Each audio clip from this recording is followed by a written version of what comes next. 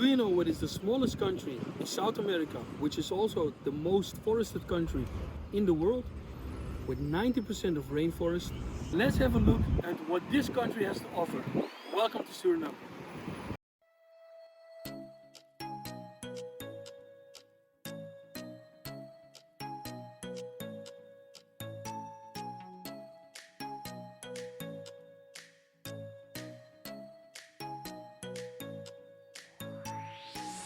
Today we are going to Suriname. Let's go.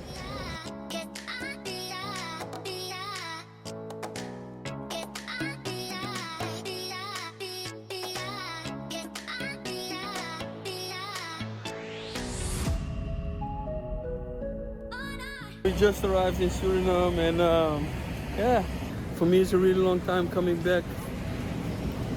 It's 6 years ago.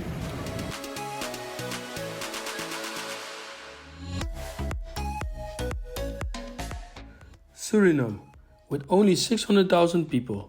This is the lowest populated country and smallest independent country in South America, and also the youngest. It was a Dutch colony until 1975, when it became independent. Here you will find a mixture of cultures, amazing food and beautiful nature.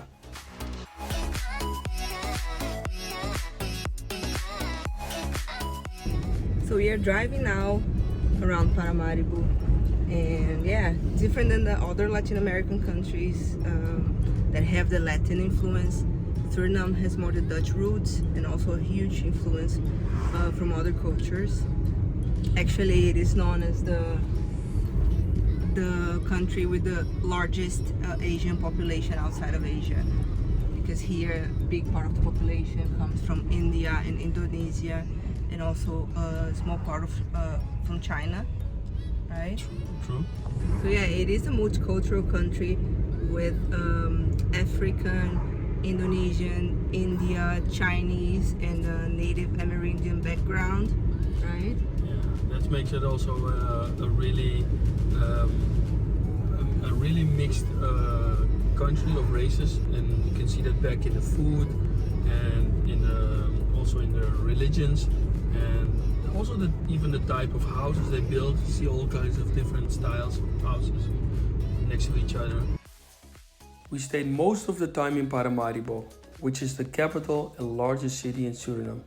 It's about an hour from the airport Johan Adolf Pengel, or better known as Zanderij. The airport has flights to and from the Netherlands, Miami, Brazil, Panama, and some other Caribbean islands. The official language is Dutch, but they have their own language as well, which is Sranatongo.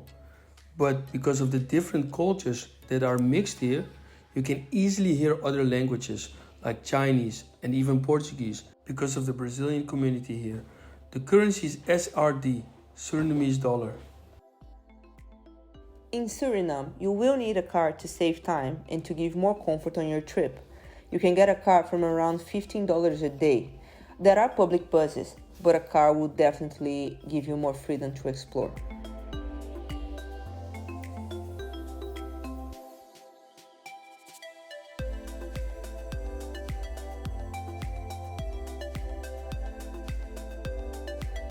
Here you will find the typical wooden houses and constructions from the colonial times. And as in any other capital city, you have some entertainment options like small shopping malls, bars, restaurants, and a lot of casinos.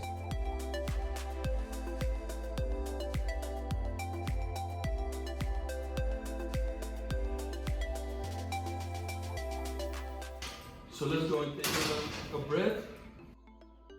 Even being one of the safest countries in South America, house burglaries are common, so people here are still very cautious and are taking preventive measures against that. It's a real nice warm day. It's beautiful. You wake every day up with a nice sun here. What I like about Suriname is that you have a lot of freedom. There are not many rules. If you compare to other societies, and it's also not much pressure. Everything is slow pace. The only thing what is a bit horrible is like you have to think about the safety. People think a little bit think much about their safety. So there's a lot of I say that, fences and locks, and so yeah, that's but yeah, you have the time to close them all. So because yeah, you take your time for everything here.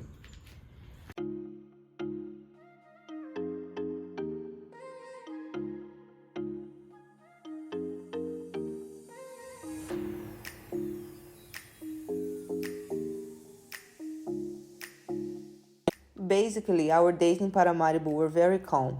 Going to a bakery in the morning, driving around the city, and enjoying the great food.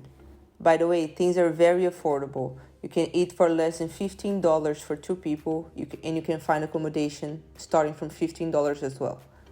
You don't need a really long time in Paramaribo, but you can use it as your base for day trips and excursions to other parts of the country, which are the best part when visiting Suriname.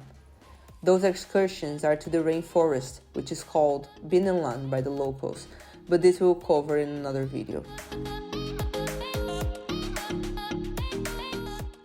For the smaller trips or even for day trips, you can visit some old plantations from the slavery times. Those are located on the Commerwijne district, separated from Paramaribo by the Suriname River. And we went on a day trip to Frederiksdorp, which is now a resort, but it was an old coffee plantation. They preserved the architecture from the houses. You can see some old materials from the slavery times. And this all and the calmness gave the feeling as if we were back in a time.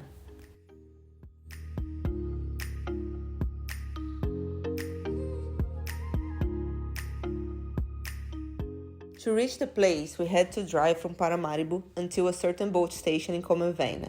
The trip took us around 1 hour, and from there we took a boat to Frederiksdorp that took us around 15 minutes, but you can also find boats that take you to other old plantations more far. On a walking distance from Frederiksdorp, we walked to Johan and Margaretha, which was also a plantation in the past and is now a small village with around 400 people living there.